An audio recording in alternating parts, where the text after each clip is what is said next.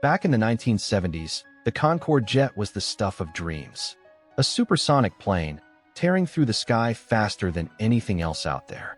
London to New York in just over 3 hours? It felt like the future had landed. But beneath that sleek, shiny surface, a total financial mess.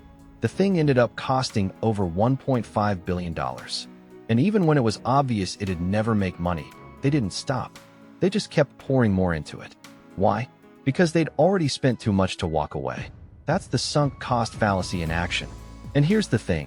It's not just about fancy planes or massive projects. It's something we all stumble into. Our brains can't stand waste. We want every ounce of effort, every penny, every emotion to count for something. So when things start going sideways, we don't pull back. Nope, we dig in deeper. I can't quit now. We say, I've come too far. Ring any bells? Maybe you've stayed in a relationship that stopped lighting you up years ago, just because you'd already invested so much time trying to make it work.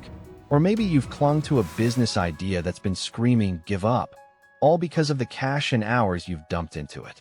Heck, maybe you've even forced yourself to finish a book or movie you couldn't stand, just because you were halfway through. It sounds small, but it's the same trap every time. The crazy part? It feels like the smart move, but it's not. That time, that money, that energy, it's gone, sunk, and no amount of wishing will drag it back. So here's the real question. What do you do now? If you were starting fresh, right from zero, would you still say yes to this thing? If the answer's no, well, there's your sign. It might be time to walk away. I get it, it's tough. Nobody wants to feel like they've thrown something away. But here's the truth. Holding on to a bad choice just piles on more loss. So how do you break free? First, flip your focus. Forget what's already spent, it's history. Instead, ask yourself, if I could start over today, would I still jump in? If that's a hard no, you know what's next. Second, set some ground rules before you even begin.